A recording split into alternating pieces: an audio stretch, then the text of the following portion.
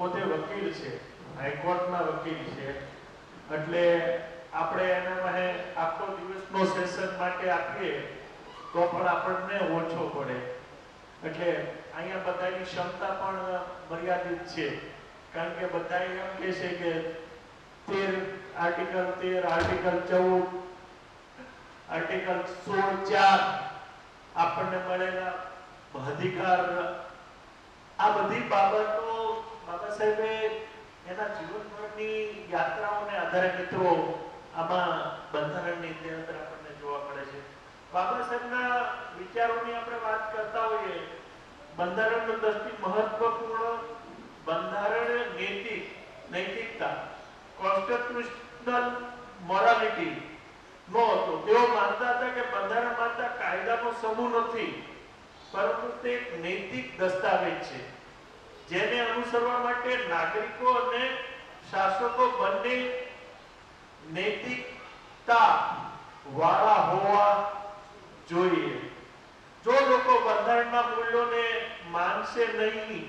માનતા નહીં હોય તો શ્રેષ્ઠ બંધારણ પણ નિષ્ફળ સાબિત થઈ શકે છે. આ બાબા સાહેબે ક્યારે વિચારો મૂકેલા, અને એને તો ડિબેટ કરતા હતા, જે આપણે નવીનભાઈએ વાત કરી એ ડિબેટની અંદર પણ એમણે સ્પષ્ટ વિષય આ મૂકેલો, બંધારણ ગમે એટલું સારું છે પણ જો એને અમલ કરવા વાળા ખરાબ હશે તો બંધારણ ખરાબ સાબિત થશે. બંધારણ ગમે એટલું ખરાબ હશે પણ જો એને અમલમાં મૂકવા વાળા લોકો સારા હશે તો બંધારણ શ્રેષ્ઠ સાબિત થશે. આ તમે હું સૌ જાણીએ છીએ મિત્રો. બાબા સાહેબે બંધારણમાં ન્યાયપાલિકા, જે આપણે નવીનભાઈ વાત કરી, જ્યુડિશિયરી ને સ્વતંત્ર બનાવવાની વ્યવસ્થા પણ કરી. તેઓ માનતા હતા કે ન્યાયપાલિકા એવી સંસ્થા હોવી જોઈએ જે સરકારથી સ્વતંત્ર રહીને નાગરિકોના અધિકારોની રક્ષા કરી શકે. આથી સુપ્રીમ કોર્ટ અને હાઈકોર્ટ જેવી સંસ્થાઓને વિશેષ અધિકારો મિત્રો આપવામાં આવ્યા છે.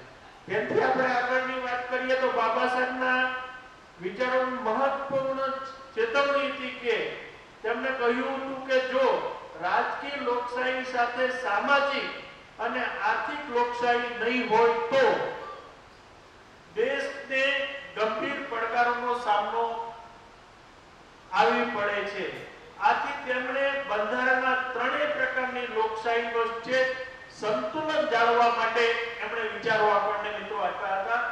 આપણે એમ વિચાર કરીએ, તેમના દૂરંદેશી વિચારધારા અને વ્યાપક દ્રષ્ટિકોણે ભારતને એક મજબૂત લોકશાહી રાષ્ટ્ર બનાવવામાં મહત્વપૂર્ણ યોગદાન આપ્યું. તેમની રચના માત્ર એક કાનૂની દસ્તાવેજ નથી, પરંતુ તે એક જીવન દસ્તાવેજ છે, અને જીવન દસ્તાવેજ સામાન્ય સમયની સાથે પરિવર્તન પણ થાય છે, અને દેશને આગળ વધારવા માટે એ આપણને માર્ગદર્શન આપે છે મિત્રો. એટલે બંધારણની અંદર આપણે ગમે એટલી વાત કરીએ પણ આપણે સૌએ બંધારણના આધારે તમે હું રાજા છીએ, હું શબ્દ એવો શબ્દ વાપરું, વિચારોના રાજા છીએ, વાણીના રાજા છીએ, તમારી વાતના તમે રાજા હો તો બંધારણને આધારે છીએ આપણે સૌ. એટલે આવા બંધારણ બનાવનાર દેવોના દેવ ડોક્ટર બી.આર. આંબેડકરને નમન નમન અને નમન મિત્રો. જય ભીમ.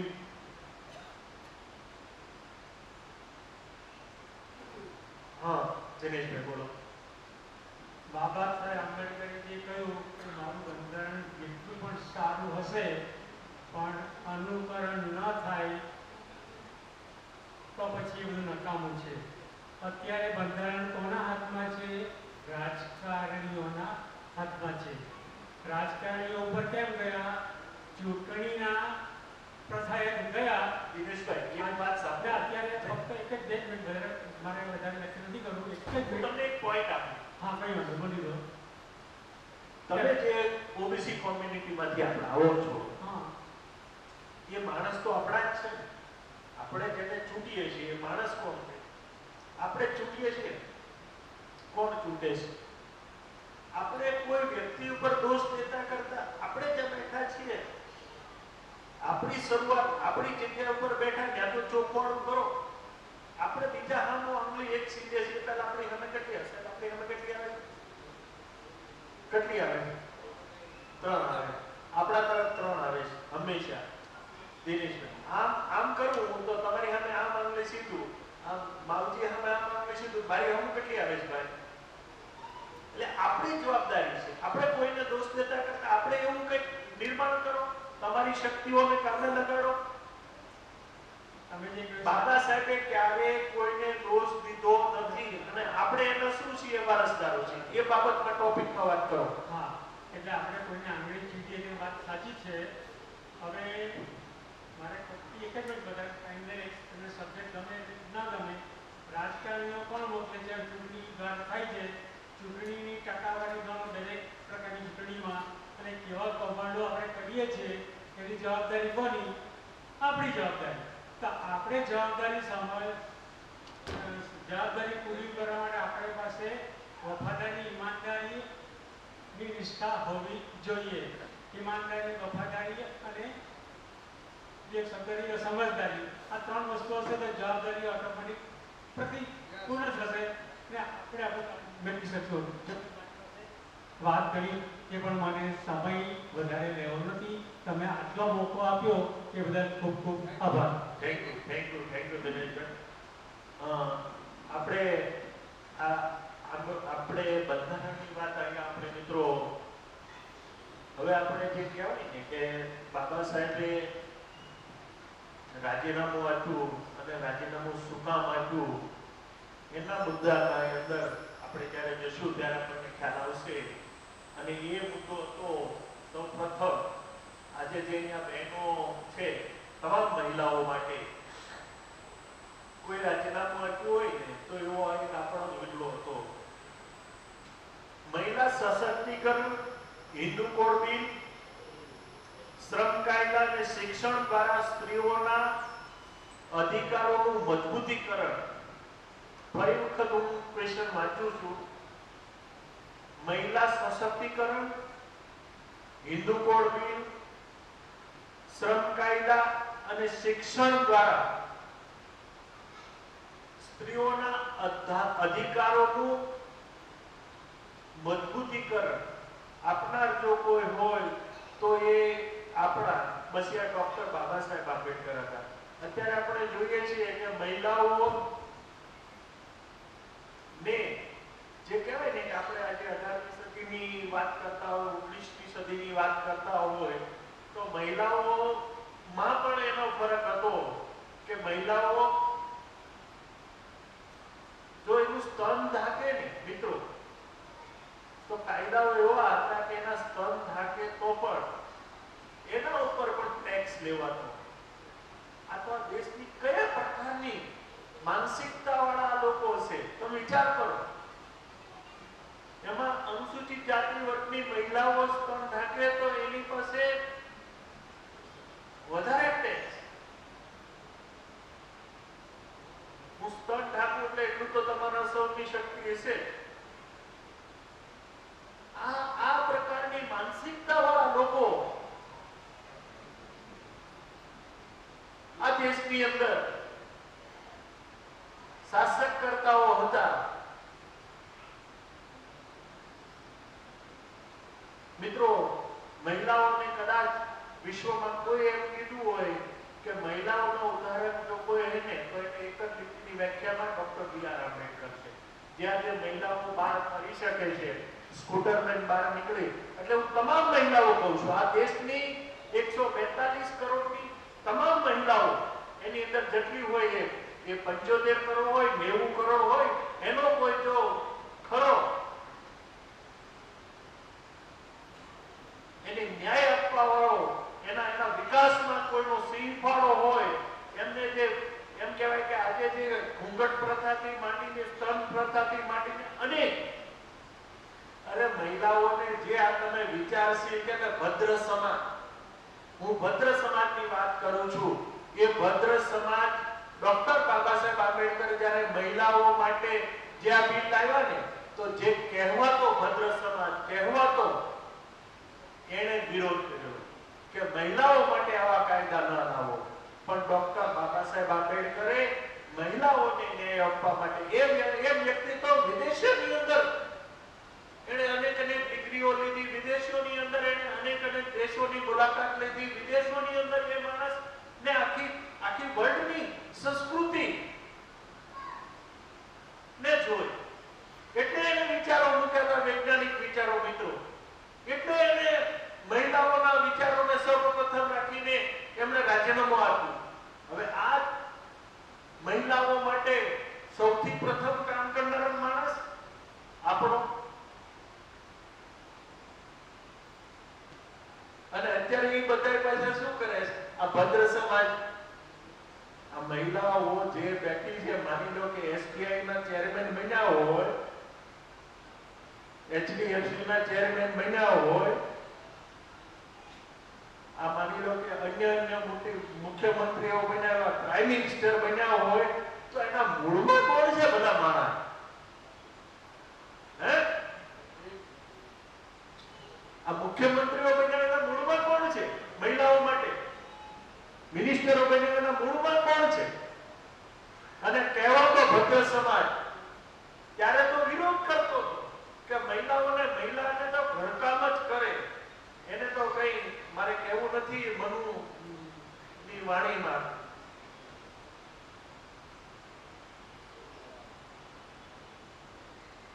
મને તો સાહેબ સાક્ષી કે આવડે નહીં, એટલે મારે એ બોલવાનું. મિત્રો, આપણે ડોક્ટર બાબા સાહેબને મહિલા સશક્તિકરણ માટેના આપણા વિષયો છે, તો હું મિત્રો વિનંતી કરું કે પોતે આ બાબતમાં પ્રકાશ પાડે. જય હિન્દ. મહિલા માટે આપણે જેટલું બોલીશું એટલું ઓછું છે. મહિલા માટે હું શરૂઆત કરવા પહેલા એક તમને એક આપણે મધર ઇન્ડિયા વિશે બધા જાણીએ છીએ. આપણે એક મૂવી જોઈ હતી મધર ઇન્ડિયા. એની પાછળની એક સ્ટોરી છે. કેથરીન માયો કરીને એક અમેરિકન 24 વર્ષની જર્નલિસ્ટ હતી જે ભારતના પ્રવાસમાં આવી હતી. એ 2 વર્ષ 3 વર્ષ સુધી ભારતનું ભ્રમણ કર્યું અને ત્યાર પછી એને એક મધર ઇન્ડિયા કરીને એક બુક લખી હતી, જેમાં સ્ત્રીઓની પરિસ્થિતિ શું હતી, સ્ત્રીઓને કેવી રીતના રાખવામાં આવતા હતા, કેવા અત્યાચાર કરવામાં આવતા હતા, એ વિશે વિસ્તૃત માહિતી આપેલી છે. જો તમે ઓનલાઈન તમે મેળવી શકો છો એ બુક. એ બુક ત્યારે બેન કરવામાં આવી હતી આપણા મહાત્મા ગાંધી દ્વારા, કેમ કે એમનું એમ કહેવું હતું કે આમને ખાલી બસ ભારતને બદનામ કરવા માટે આવા મુખ્ય ઉદ્દેશો એમના ત્યાં આગળ લખ્યા છે. પણ તમે ક્યાંય અત્યારે અવેલેબલ છે, તમે એ લઈ શકો છો. હવે આ મુખ્ય મુદ્દા પર આવીશ કે જેમ આપણે હિન્દુ કોડ બિલ વિશે જાણીએ છીએ. આ હિન્દુ કોડ બિલ જ્યારે નામ આવે ને, હિન્દુ એટલે લોકોની માનસિકતા આપણી એવી આવે કે આ હિન્દુ વિરુદ્ધનો બિલ છે. હવે જ્યારે હિન્દુઓનો આપણી જે સંસ્કૃતિ ચાલતી હતી મનુસ્મૃતિ દ્વારા, તમે ચેપ્ટર એના 3 ચેપ્ટર અને 5 નંબરનું ચેપ્ટર મનુસ્મૃતિ અવેલેબલ છે, ઓનલાઈન તમે મેળવી શકો છો. સ્ત્રીઓ માટે ખાસ કહીશ કે મનુસ્મૃતિનો ચેપ્ટર તમે 3 અને 5 વાંચો. એમાં સ્ત્રીઓને ખાલી એક સાધન તરીકે ઉદ્દેશ કરવામાં આવ્યો હતો કે એક શોષણ અને એક ફેક્ટરી છે છોકરાઓ જન્મ આપવા માટે.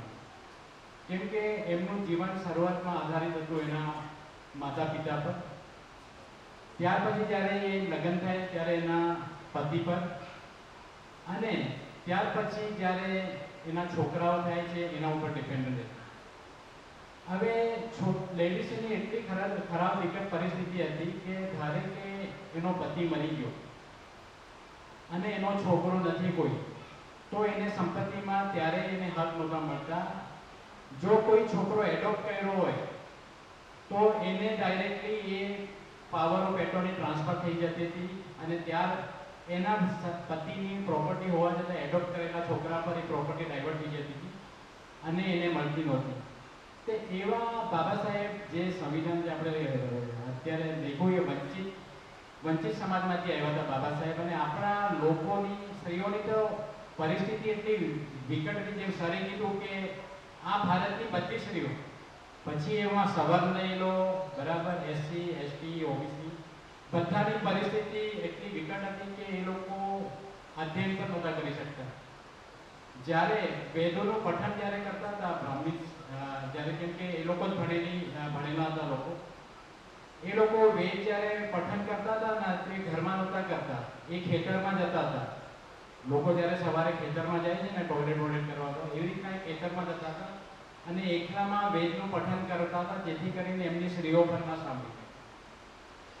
અત્યારે તમે જો એ વિશે જાણવું હોય તો અત્યારે સાવિત્રીબાઈ ફૂલેની એક સિરિયલ આવે છે, જીઓ સ્ટાર પર અવેલેબલ છે. તમે એના એપિસોડ જોશો તો એમાં પણ એક જીવંત ઉદાહરણ આપ્યું છે કે એક બ્રાહ્મણની સ્ત્રી કંઈ અમુક વેદના કાગળે લઈને વાંચતી હતી. જ્યારે એના પતિને ખબર પડી છે કે આ વેદનું પઠન કરે છે તો એને એટલી શિક્ષા આપવામાં આવે છે, એને 25 કોડાઓનો માર આપવામાં આવ્યો હતો. આ તો એક ત્યાં દ્રષ્ટાંત ત્યાં રજૂ કર્યો છે, તમે જોઈ શકો છો.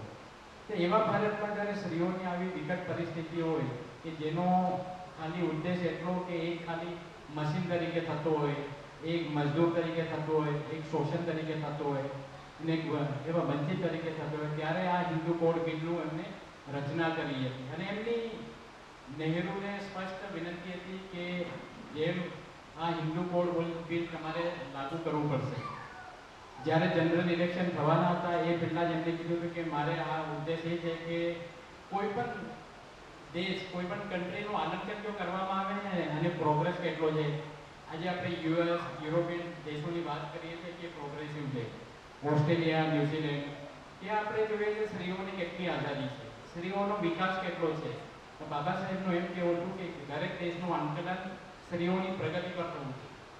અને એમનો મુખ્ય ઉદ્દેશ એ જ હતો અને એ ઉદ્દેશને દ્રષ્ટાંતમાં લઈને એમને હિન્દુ કોડ બિલની રચના કરી હતી, જેમાં એમને પ્રોપર્ટીમાં હક આપ્યો હતો, જે પહેલાં સ્ત્રીઓને નહોતો, ખાલી પુરુષોને હતો. અત્યારે પણ ઘણા બધા જગ્યામાં આપણે જોવા મળી છે કે સ્ત્રીઓને એનો હક આપવામાં આવ્યો છે. ત્યાર પછી એમને ડિવોર્સ કરી શકે છે, બરાબર, એના મરજી પ્રમાણે. એવું નથી કે પહેલાં એવું હતું કે ના, ગમે તેવો પતિ હોય તમારે રાખવો પડે, તમારે એમની પાસે રહેવું પડે. અત્યારે એ નથી. એક પત્નીત્વ, દરેક વ્યક્તિ એક પત્ની સિવાય વધારે ના કરી શકે કે તમે એક જ પત્નીને રાખી શકો છો. આપણા મહાપુરાણો, આપણા જેટલા પણ ધર્મગ્રંથ આપણે તમે જોશો તેમાં ઘણા રાજાઓના 4 રાની હતી, 5 રાની હતી, 10 રાની, વોટેવર, બરાબર, એ કદાચ દ્રષ્ટાંત કથા હશે, વોટેવર. પણ એમને એ ત્યારે કીધું કે તમે એક કરતાં વધારે પત્ની ના રાખી શકો. અને અમુક લોકો કહેતા હશે કે અમુક ધર્મમાં તો 4 પત્નીઓ રાખવાનો હક છે. તો ભારતના બંધારણ પ્રમાણે હું તમને કહી દઉં, જો બીજી પણ પત્ની એ ધર્મમાં આપવાનો હોય ને તો એનો મની કે જે પણ એને બેનિફિટ થતા એ ટ્રાન્સફર નથી થતા જ્યાં સુધી લીગલી એની એક પત્ની હોય છે. તો હિન્દુ કોડ બિલનું મહત્વ બધાને આપણને ખબર છે. અને એનો જેમ કીધું કે એનો વિરોધ કરવાવાળા આ સવર્ણ મહિલાઓ હતી. અને આજે હું કહું સૌથી વધારે ફાયદો લેવાવાળા પણ એવો છે જે સવર્ણ મહિલાઓ લે છે. હજુ આપણે એમાં એટલો ફાયદો નથી લઈ રહ્યા જેટલો એ લોકો વધારે લે છે. હજુ ઘણા બધા વ્યક્તિઓ બોલશે, જે શું મારા વિચારો દ્રષ્ટાંત રજૂ કરતો હતો. જય હિન્દ. Thank you. આપણે સ્ત્રી સશક્તિકરણ, મહિલાઓના સશક્તિકરણની બાબા સાહેબે વાત કરી છે હિન્દુ કોડ બિલ. ખૂબ જ આપણે ઇતિહાસમાં જઈએ ને તો આપણા દેશમાં એક મુજરા પ્રથા છે, નાચનારીઓ. જે મુગલ શાસનમાં રાજા મહારાજાઓ અને સામંતો, પૈસાદાર જમીનદારો ગીતો સાંભળવા જતા, મુજરા નાચનારીને ત્યાં જતા. તો એ નાચનારીઓની આ મુજરા સિસ્ટમ કરતી એની પાછળ એના મૂળમાં છે સતી પ્રથા.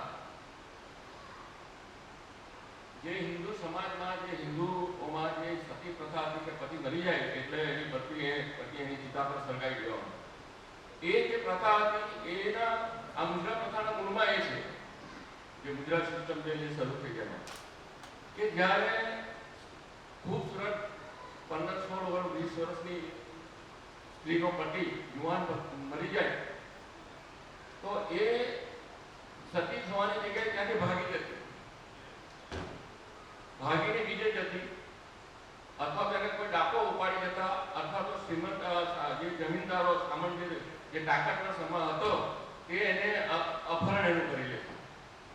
હવે આ જે સ્ત્રી, જે વિધવા યુવાન હોય, વિધવા ખૂબસૂરત કોઈ સ્ત્રી હોય, તો એ આ કોઈ મુસલમાન કે એના હાથમાં આવતી હતી અને ત્યાં મુસલમાન સમાજમાં એને સંરક્ષણ મળતું હતું. એ ત્યાં એનું નામ બદલીને, એનો ધર્મ બદલીને આ હિન્દુ સ્ત્રી ત્યાં એને સુરક્ષા મળતી હતી ને ધીરે ધીરે એ સ્ત્રીઓ પછીથી મુદ્રણના વ્યવસાયમાં ગઈ. એટલે મૂળ વસ્તુ કહેવાનો મારો મતલબ એ છે કે તે સમયે હિન્દુ સમાજની સ્ત્રીઓની હાલત તો શૂદ્રો કરતા ખરાબ હતી. ગુલામોની ગુલામ હતી સ્ત્રીઓ. કારણ કે સ્ત્રીને સ્મૃતિ પ્રમાણે એક પુરુષની સંપત્તિ માનવામાં આવી હતી કે જ્યાં સુધી એ કુંવારી હોય ત્યાં સુધી બાપની સંપત્તિ અને લગ્ન થાય ત્યારે પતિની સંપત્તિ. એટલે એને તમે કોઈને ગિફ્ટ પણ આપી શકો, ભેટ આપી શકો, એને વેચી શકો અથવા તો કોઈને તમે વાપરવા પણ આપી શકો. આ રીતની આ સિસ્ટમ હતી. તેમાં શૂદ્રોની સ્ત્રીઓ તો શૂદ્રોને તો સંપત્તિ રાખવાનો જ અધિકાર નહીં હતો. તો સ્ત્રી જો સંપત્તિ હોય તો એ કઈ રીતે રાખી શકે એ સ્ત્રીને, શૂદ્રોની. એટલે એમની શૂદ્રોની સ્ત્રીઓની હાલત તો સૌથી ખરાબ હતી. આ સ્ત્રી સશક્તિકરણની વાત કરતા પહેલા આ જાણવું આપણે ખૂબ જ જરૂર છે. કારણ કે બાબા સાહેબ આંબેડકરે સ્ત્રી ઉપર જે ઉપકાર કર્યો છે તે આ વટ સાવિત્રીના દિવસે વડની આજુબાજુ ડોળા ધાગા ફેરા ફરતી સ્ત્રીઓને ખબર જ નથી કે એમને કઈ રીતે ગુલામીમાંથી મુક્તિ મળી છે. એટલે આ વાત કરવી ખૂબ જ જરૂર છે સ્ત્રી સશક્તિકરણની. Thank you. મિત્રો, આપણે શંકરભાઈ સ્ત્રી શક્તિની વાત કરી છે એટલે જો કે બ્રિટિશરો ભારતમાં ન આવ્યા હોત અને આંબેડકર બ્રિટિશરો આવીને આંબેડકર પધાર્યા ને એમણે જે સમાજ દર્શન કરીને જે રજૂઆત કરી ને બ્રિટિશરોએ જે કાયદાઓ બદલ્યા એનો યશ આપણે કોને આપી શકીએ? આંબેડકર છે કોઈને આપી ના શકીએ. બસ મારે કેવું છે, મુસ્લિમ બ્રિટિશર ના આવ્યા તો આજે ભારતની હાલત કેવી હોત? મિત્રો, આપણે એટલે જ હું વિષય મૂકવા માંગુ છું કે આપણે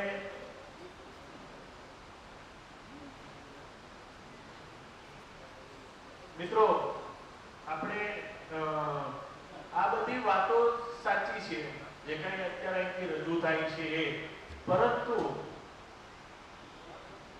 આપણે શું કરવા માંગીએ છીએ? આપણે જે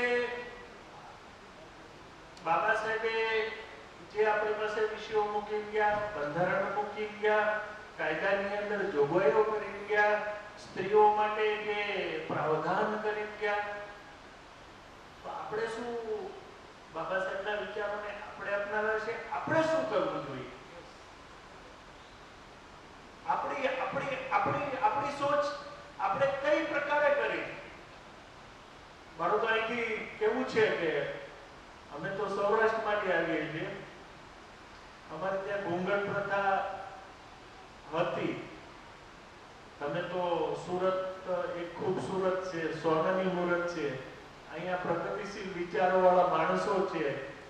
પણ અમે પણ મિત્રો ઘણા વર્ષો પહેલા અમે અમારી દીકરી હોય કે વહુ હોય, હું ફેર એના કપડાની વ્યવહારની વાત કરું નથી રાખતો. આપણે પણ પ્રગતિશીલ વિચારો બાબા સાહેબને અપનાવવાની આવશ્યકતા છે. આપણે કંઈક આ ઘસામણ અહીંયા છે, અહીંથી બોલી જવું, ત્યાંથી બોલી જવું એ નથી મિત્રો. આમાંથી આપણે શું લઈને જવાના છીએ એ મહત્વનું.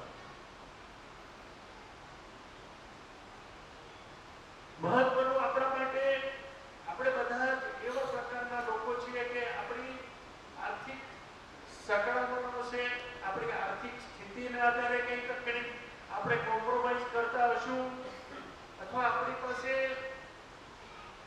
આર્થિક સદ્ધરતાને કારણે પણ આપણે કંઈક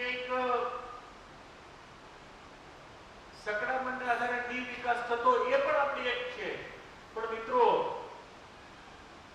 હું બીજું કહેવા માંગુ છું, અમે અહીંથી 500 કિલોમીટર દૂર આવ્યા, કોઈ અહીંથી 700 કિલોમીટર સૌરાષ્ટ્રના લોકો મુંબઈ સુધી ગયા, પણ આપણે છે ને અહીંયા આપણી બાજુમાં પ્રોફેસર કિશોરભાઈ દેસાઈ બેઠા છે, એ પણ ભદ્ર સમાજમાંથી આવે છે. હું એમ કહું, કયા સમાજમાંથી આવે છે?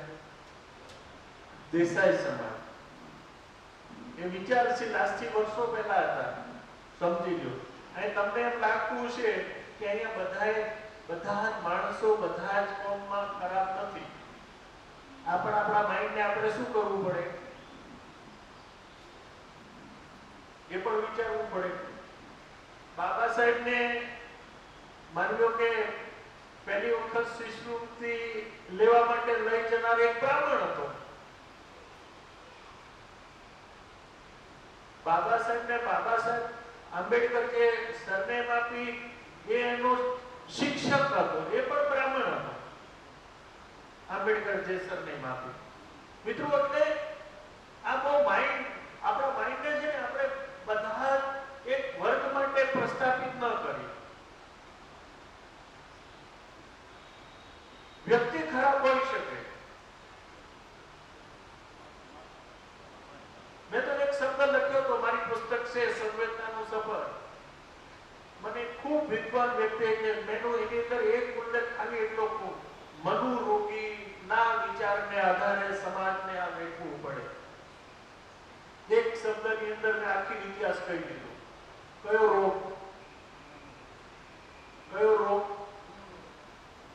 કિશોરભાઈ, રોગ છે. આ રોગ આ સમાજની પ્રગતિમાં ખૂબ બાધારૂપ છે. મિત્રો, આની અંદર આપણે મેટર્નિટીના વિશે બાબા સાહેબમાં જોઈ શકીએ. એ 8 કલાકની નાનુભાઈ વાત કરતા હતા, 14 કલાકથી 8 કલાકની વાત છે, એ પણ આમાં આવી જાય છે. મહિલાઓ સશક્તિકરણમાં આ બાબા સાહેબના વિચારો પહેલે પડેલા હતા. મિત્રો, એટલે નવીનભાઈ કઈ કહેવા માંગે છે? 2D પોઈન્ટ લેજો. હવે સ્ત્રીઓની એટલે વુમન એમ્પાવરમેન્ટની વાત જે છે એ ડૉક્ટર બાબા સાહેબે જ કરી છે, એ વાત તો સાચી છે. પરંતુ એના એ કોન્સ્ટિટ્યુશનના આધારે વુમન એમ્પાવરમેન્ટ એક્ટ બન્યો. એ એક્ટમાં એટલી બધી પ્રોવિઝન છે, એમાં લેડીઝને એટલે સ્ત્રીઓને રાઇટ્સ મળે. જ્યાં નથી મળતા, જ્યાં એક્સપિરિયન્સના આધારે જ્યાં તકલીફ પડે છે, તો એવી જગ્યા પર woman sexual harassment act and service એટલે નોકરીમાં પણ જ્યારે સ્ત્રીઓને રાખવામાં આવે છે, તો ત્યાં એના ઉપરી અધિકારી અને કેટલાક દાનતના ખોરા એવી વ્યક્તિઓ બગાડે છે, તો એના માટે પણ વુમન સેક્સ્યુઅલ હેરેસમેન્ટ એક્ટ છે. એ એક્ટ જ્યારે બને છે ને, એનો પ્રચાર બરાબર થતો નથી. એટલે આપણે છે તે એનું પ્રોટેક્શન કરી શકતા નથી ને વકીલ મારફતે પ્રોટેક્શન કરવું પડે છે. એવી જ રીતે પોક્સો એક્ટ છે, protection of children offence act. એ એક એવો એક્ટ છે કે નાની સ્ત્રીઓ પર, બાળકીઓ પર, 18 વર્ષની નીચેની છોકરીઓ પર બળાત્કારની સંખ્યા રોજ છાપું તમે કાઢીને વાંચો એટલે બળાત્કારમાં સજા થઈ હોય અથવા બળાત્કારમાંથી બચી ગયા હોય. હવે એવી જેફરી એપ્સ્ટીનની પણ ફાઇલ તમે વાંચો તો નાની છોકરીઓ પર અત્યાચાર થયા છે. તો ત્યાં અમેરિકામાં કે બીજે એવા કાયદા હશે, પરંતુ અમલ થતો નથી. એટલે આપણે નાથુભાઈ કે આપણે શું કરવું છે? તો આપણે આ કરવું છે કે જે કાયદાનો અમલ પૂરેપૂરો થતો નથી, એના માટે મજબૂત એક સંગઠન બનાવી ને આપણે બધાએ આપણે એસસી ઓબીસી રિઝર્વેશનનો અમલ ન થતો એનો અમલ કરાવવો જોઈએ. અને બાકીની સ્ત્રીઓને પણ જે નથી ન્યાય મળતો, એ ન્યાય મેળવવા માટે આપણે લડત ઉપાડવી જોઈએ. તો હું માનું છું ત્યાં સુધી એ સમાજમાં એક મજબૂત સંગઠન એવું હશે કે જે આપણે એ લોકોમાં ન્યાય માટે લડત લડી શકીશું. અને મારી વાતો બહુ લાંબી હશે, એના કરતાં હું ટૂંકમાં જ કહી રહ્યો છું કે બાબા સાહેબે જે હિન્દુ કોન્વેન્ટમાં પણ જે અધિકાર આપ્યા છે એ તો બધાને જ ખબર છે અને બધા હવે ધીરે ધીરે જાણે છે, પરંતુ તેમ છતાં હું મારું એક જ સૂચન છે કે આપણે સૌ ભેગા મળીને સંગઠનને મજબૂત બનાવીને લડત આપવી જોઈએ. મિત્રો, આ જ્યારે વિષય મૂક્યો ત્યારે હું એક બે બાબતો વધારે તમને પ્રકાશ પાડું. આ બહુ ગંભીરતાપૂર્વક એક શબ્દ તમારી સામે છેડી રહ્યો છું અને વિચારીને છેડી રહ્યો છું. મારી સંવેદનાની સભર પુસ્તક છે ને, એની ભાઈ નવીનભાઈ વિષય મૂક્યો કે નાની બાળકીઓને રેપ થાય છે.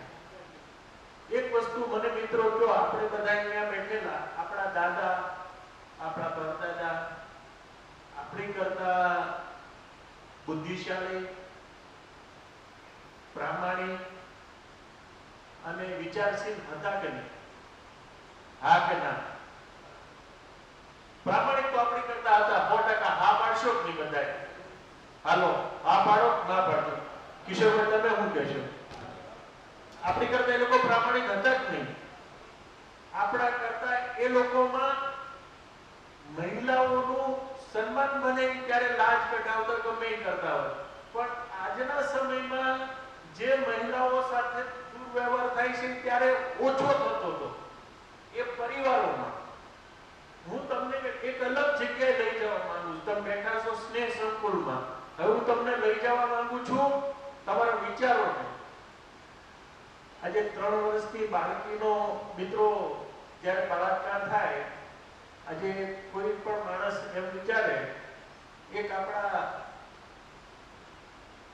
ચોક બજારથી શરૂ કરી અને વરિયાળી બજાર જતા હતા મિત્રો. આ નવીનભાઈનો છે ને જવાબમાં, આપણા કરતા આપણા પૂર્વજો છે ને એ આપણી કરતા 100% પ્રામાણિક હતા. આપણા પૂર્વજો છે ને એને ખબર હતી શરીરના આપણા 9 દ્વાર છે, એ 9 દ્વાર એનું કામ કર્યા વગર રહે નહીં. આ શરીર છે ને, શરીરની અંદર તમે નાખો એટલે 9 દ્વાર એનું કાર્ય કરે. આપણે ત્યાં ત્યારે અહીંથી માની લો કે સુરતથી અલગ અલગ જગ્યાએ આપણા મસાલાથી માંડીને અહીંથી લોકો જતા. અહીંથી કેવા 62 વાવતા, કેવા વાવતા, 84 વાવતા, અહીંથી ફરકતા. એટલે લોકો અહીંયા બિઝનેસ માટે આવતા. ત્યારે એ લોકોની જરૂરિયાત માટે અહીંયા એમનું સ્પષ્ટપણે કહું ચકલા બજાર હતું. આપણા અત્યારના જેને કહેવાય ને આવતીકાલની ખબર નથી એવા લોકોએ શું કર્યું?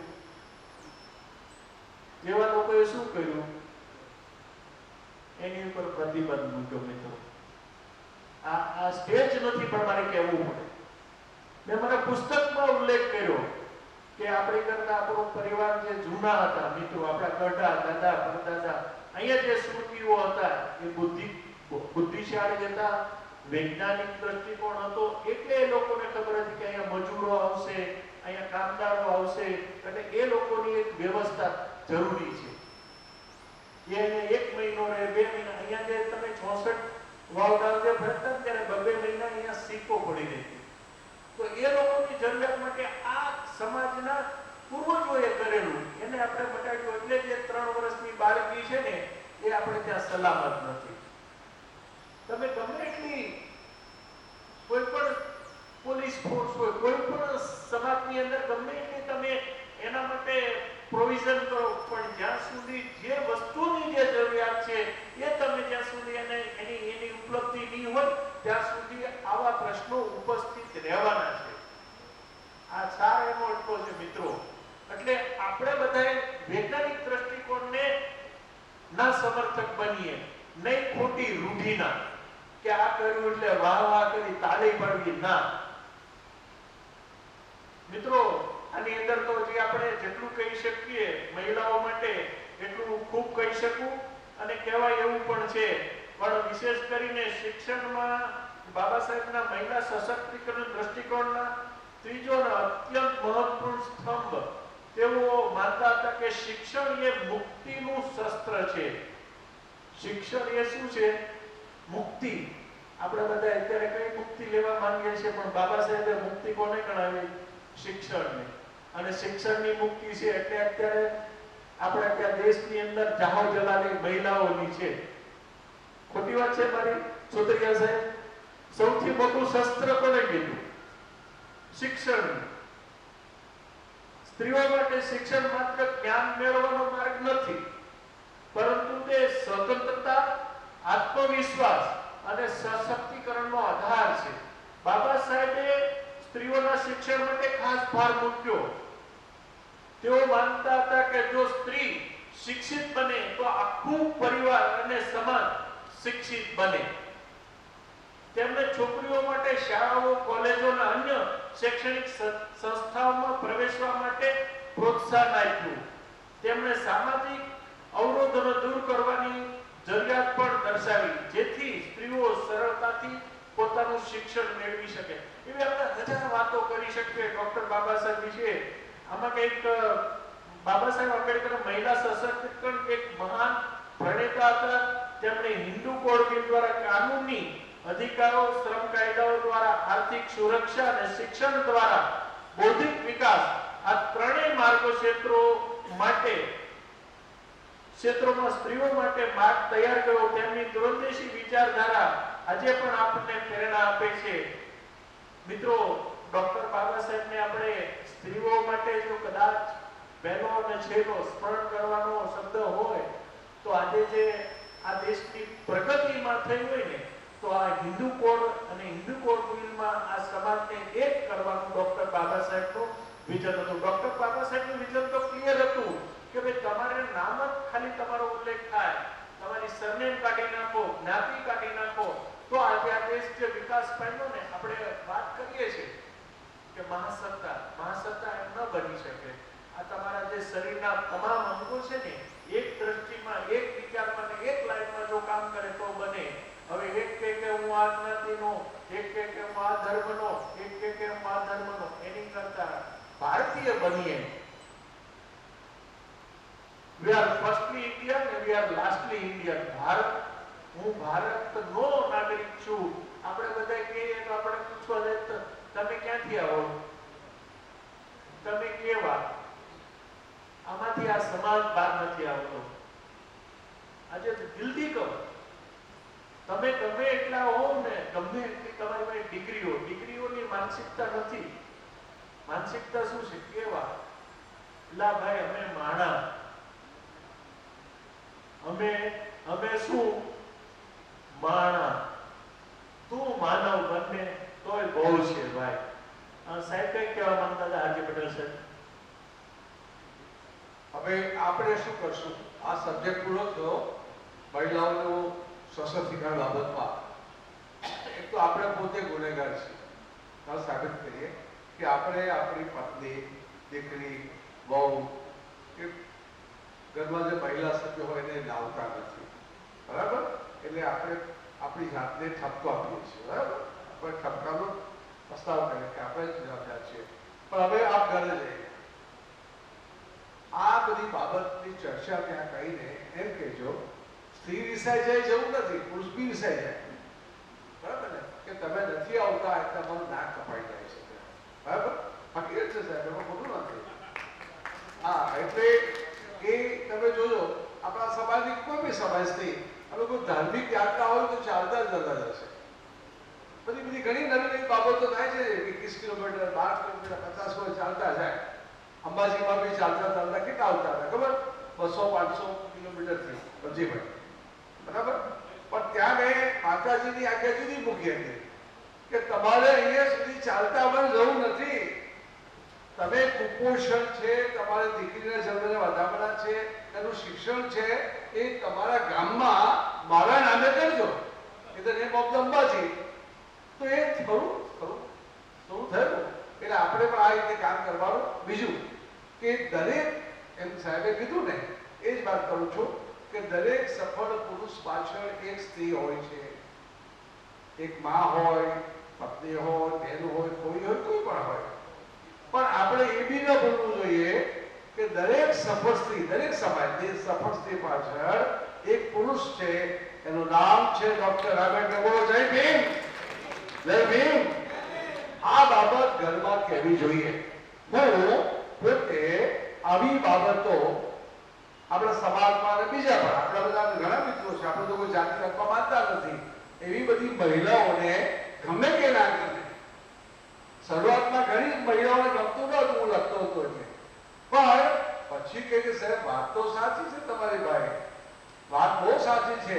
ધીમે ધીમે ધીમે અંધશ્રદ્ધાના પડદો ખુલશે અને બાબા સાહેબે હિન્દુ કોડ બિલ માટે અને આ કાયદામાં જે જોગવાઈ કરી છે, તમે કંઈ પૂછો, કોઈ ડોક્ટર હોય, કોઈ ઊંચા જ સમાજની હોય, માનીએ કોઈ દેસાઈ છે કે શાહ છે, તમે એમ તો પૂછો ને કે મેડમ તમે આ ડોક્ટર થયા તો કેવી રીતે? તો હું ભણી. તો પહેલે તો ભણવાનો રિવાજ હતો નહીં, તો ભણ્યા કોને કારણે કાયદામાં? તો કે આંબેડકર સાહેબે. એ કહેશે ધીમે ધીમે ધીમે આપણા ઘરમાં જો પ્રભાવ કરો, કાંઈક અમે શરૂ કર્યું છે અમારા ઘરમાં, ચાલે છે, પૂજા પૂજા ચાલે, બધું જે કરે તે કરે.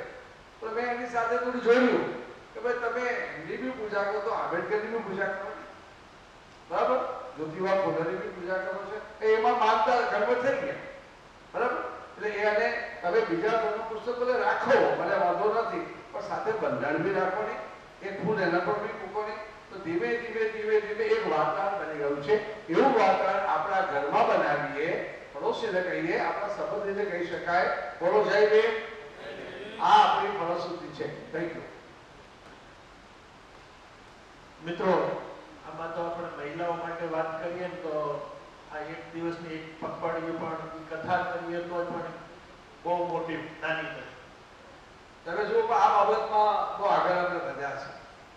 અહીંયા આપણા ગુજરાતમાં વાપીથી શરૂ થયેલી બાબત છે, રમાબાઈ મહિલા બ્રિગેડ અને સદભાગ્ય નાથુભાઈને તમને બધાને અભિનંદન આપું કે અહીંયા પણ આપણે માર્ચ મહિનામાં, મતલબ કે 15 માર્ચ હતું, 15 ફેબ્રુઆરી, 8 ફેબ્રુઆરી કે 7 ફેબ્રુઆરી એ રમાબાઈનો જન્મ તારીખ છે, એને ત્યાં તો થાય જ છે. વાપીમાં 6000 મહિલાઓ છે, કેટલી? 6000, 2 થી 3000 મહિલા આવે છે. અને અમે છેલ્લા 3 વર્ષથી ત્યાં જઈએ છીએ અને એમને પ્રોત્સાહન આપીએ છીએ. એમને ખૂબ ગમે છે અને એ લોકોની ક્રાંતિ. અમે તો વિચાર કરીએ છીએ કે કોઈ શિક્ષક હોય ને